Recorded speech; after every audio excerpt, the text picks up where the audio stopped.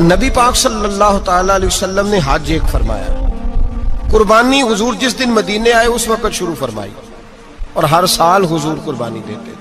हर साल दो दो जानवर ज़िबा फरमाए।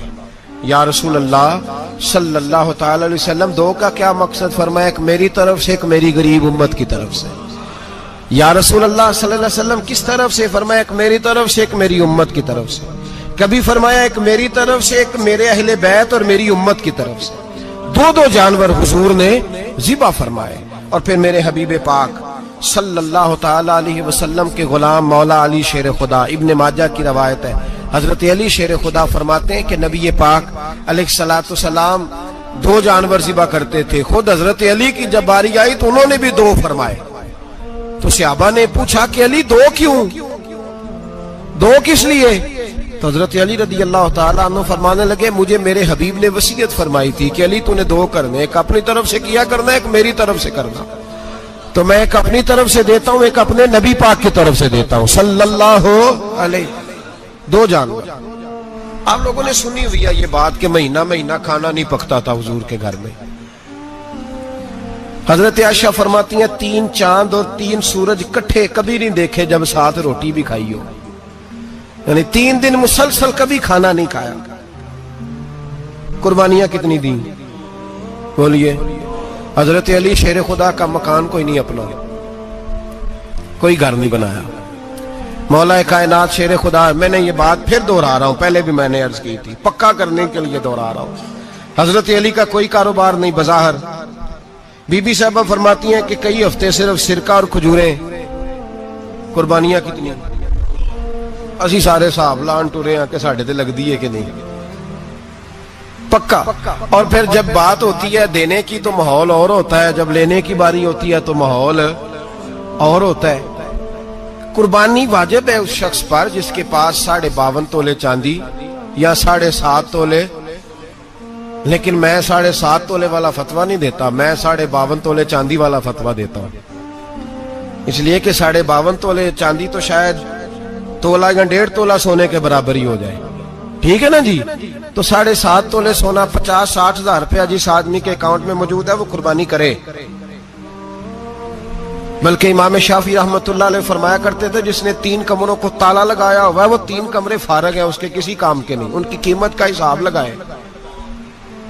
छत पे स्टोर बना दिया है, कोई मतलब नहीं उसका, और जो वैसे रखे हुए हैं कोई माना ही नहीं कमरे का। माते थे हिसाब लगाए, कुर्बानी करे।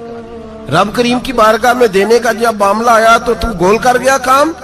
मेरे रसूल कायनात सरवर आलम सल्लल्लाहु अलैहि वसल्लम का जब अपने लिए चीजें इस्तेमाल करने का माहौल है तो महबूब पाक अलैहिस्सलातु वस्सलाम ने महीना महीना रोटी नहीं पकाई। यहां जो आदमी हर जुमेरात को 4 किलो बकरे का गोश्त पकाता है और हर तीसरे दिन मुर्गी का गोश्त लाता है, वो कुर्बानी की बारी आती है तो कहता मेरे पे लगती नहीं। वो ठीक है, अब्बा जी ले आए, अब्बा जी की तरफ से कुर्बानी है, इस दफा अब्बा जी की, अगली दफा अम्मा जी की, उससे अगली दफा दादी जी की। ओ खुदा के बंदो, जिस आदमी के पास पैसे हैं पहले अपनी कुर्बानी वाजिब है। मेरी बात की समझ आ रही है अजीजों को? जो आदमी साहिब इस्तिताअत है पहले किसकी कुर्बानी करेगा?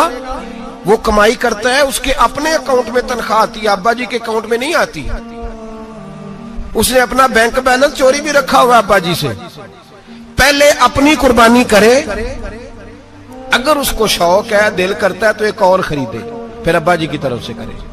अगर अल्लाह ने तौफीक दिया तो एक और खरीदे, अम्मा जी की तरफ से करे। और अगर उसके दिल को अल्लाह ठंडक अता करे, सुकून करे, तो फिर अपने रसूल की तरफ से भी कुर्बानी दे, फिर अपने महबूब की जानिब से भी कुर्बानी करे। नबी पाक सल्लल्लाहु ताला अलैहि वसल्लम ने हर साल 2 कुर्बानियां दी, 10 साल। कुल कितनी होगी 10 सालों में बोलिए? और जब हुजूर हज करने गए नबी पाक ने 63 ऊंट ज़िबा फरमाए। एक ऊंट में कितनी कुर्बानियां होती हैं? 63 ऊंट हुजूर ने ज़िबा फरमाए। और हदीस बड़ी मजेदार है, हजरत अबू हुरैरा रदी अल्लाह ताला अन्हु फरमाते हैं कि जब ऊंट ज़िबा करने की बारी आई तो हम सोच रहे थे, परेशान थे कि ये तो बड़ा मुश्किल है ज़िबा करना, बड़ा मुश्किल है, इसको तो नहर करना पड़ता है, गिराना पड़ता है, बांधना पड़ता है। सबसे मुश्किल काम ऊंट ज़िबा करना है। तो नबी पाक सल्लल्लाहु अलैहि वसल्लम की तो आदत करीम है, अपने हाथ से ज़िबा करते हैं हुजूर। वो हमारा अल्लाह खैर करे, अब अल्लाह ही हाफिज है। जिबा करना तो दूर की बात है, हमारा जो बीए पास लड़का है ना, उसको डर आता है जानवर के पास खड़े होते भी। कहते हैं बच्चों को अंदर ले जाओ, 10 साल का 12 साल का, उसको अंदर ले जाओ, जिबा करना, रोएगा। और बस करो यार, ये किस कौम से तुम्हारा ताल्लुक पड़ गया है? हमारे तो 12 और 14 साल के मुअव्वज और माद अबू जाल की गर्दन काट के रख दिया करते थे, और तू बच्चा बकरा जिबा करने से डरा रहा है। इसको खड़ा कर ला के, कुर्बानी तो जिहाद की ट्रेनिंग है, वो खड़ा कर। इसको कहा बेटा यहाँ खड़ा हो, अल्लाह के रास्ते में बकरे की गर्दन काटनी है। अगर कोई शख्स खुदा रसूल के दीन की मुखालफत करे, कुफर का झंडा उठाए, तो उसकी गर्दन भी काटनी है। ये ट्रेनिंग है बच्चों के लिए। यहाँ अजीब माहौल है, डर लग रहा है, पीछे हट जाओ। और जिस साहब की कुर्बानी है वो भी कोई 1.5 किलोमीटर के फासले पे खड़े हैं, दूर खड़े होकर देख रहे हैं। नफीस ही बड़े हैं जनाब, लतीफ ही बड़े हैं। कपड़ों को कोई कतरा खून का लग गया तो बड़ी मुसीबत बन जाएगी। और अमीर आदमी, उसने तो, उसका तो घर कसाई ने खुद फोन किया है कि साहब सबसे पहले मैं आपके घर आऊंगा। उसको पता है कि मुंह मांगी कीमत मिलेगी। मेहरबानी फरमाए, कुर्बानी मेरे रसूल पाक सल्लल्लाहु अलैहि वसल्लम से ज्यादा नफासत वाली तबीयत किसी की नहीं। सहाबा कहते हैं इतना हसीन महबूब का अंदाज था कि कभी कपड़ों पे मक्खी भी नहीं बैठी थी।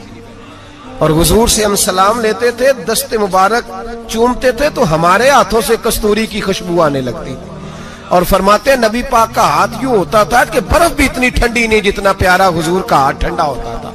फिर भी हुजूर दस्ते मुबारक में खंजर पकड़ते, जानवर को लिटाते और अपनी तामत को समेटते, और अल्लाह के हबीब घुटना रखते उसकी गर्दन पर, और बिस्मिल्लाह अल्लाहु अकबर कहकर ज़िबा फरमाते। हुजूर खुद दस्ते मुबारक से।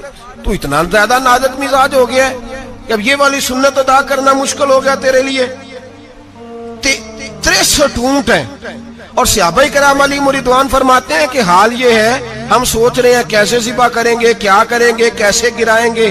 और नबी पाक सल्लल्लाहु अलैहि वसल्लम कहते हैं हम अभी सोच में ही थे कि हुजूर ने छुरी पकड़ी। खंजर जब हुजूर ने उठाया तो फरमाते हैं ऊंट दौड़ता हुआ आया और नबी पाक के सामने आके लेट गया। फरमाते हैं अल्लाह के रसूल ने बिस्मिल्लाह अल्लाहु अकबर कह के ज़िबा किया, उसने टांग भी कोई नहीं हिलाई, पैर भी कोई नहीं हिलाया। वो किसी शायर ने बड़ी अजीब बात कही थी, उसने कहा फंसी जो दाम में बुलबुल तो लगी यूं कहने, करेगा कत्ल किया तूने जब असीर मुझे, कबाब शम्मा के शोले पे कीजियो सयाद, शक्ले गुल नजर आए दमे अखीर मुझे। वो कहते हैं बुलबुल को शिकारी, सयाद शिकारी, शिकारी ने पकड़ लिया बुलबुल को, तो सयाद से बुलबुल कहने लगी तूने पकड़ा है तो कत्ल तो करेगा ही ना, खाएगा तो सही, एक मेरी मिन्नत है। शिकारी कहने लगा वो क्या? तो बुलबुल कहने लगी जब तू मुझे ज़िबा करे ना और पकाए तो मुझे फूल से बड़ी मोहब्बत है। इस तरह करना, कोयले इतने ज्यादा दहकाना, इस कदर ज्यादा आग जलाना कि उनकी शक्ल गुलाब के फूल की तरह सुर्ख हो जाए। तो जब तू मुझे उन पर जलाएगा तो मुझे तकलीफ नहीं होगी, इसलिए कि महबूब का चेहरा जो सामने आ जाएगा, मुझे तकलीफ नहीं होगी। फंसी जो दाम में बुलबुल तो लगी यूं कहने, करेगा कत्ल किया तूने जब असीर मुझे, कबाब शम्मा के शोले पे कीजियो सयाद, ओ शक्ले गुल नजर आए दमे अखीर मुझे। आला हज़रत बरेलवी अलैहि रहमा फरमाया करते थे, फरमाते थे बड़ी तकलीफ होगी, बड़ी तकलीफ होगी जब जान निकलेगी। रवायतों में आता है जिस तरह बारीक दुपट्टा झाड़ियों पे डाला जाए, खींचा जाए तो फट जाता है, यूं तकलीफ होगी। पर फरमाने लगे रसूलुल्लाह के गुलाम को कोई तकलीफ नहीं होगी। हुजूर क्यों? फरमाया इसलिए कि जब जान निकलने लगेगी तो सामने जलवाए वद्दुहाद आ जाएगा। हुजूर के जलवे होते रहेंगे तो पता ही नहीं चलेगा जान कैसे निकल गई।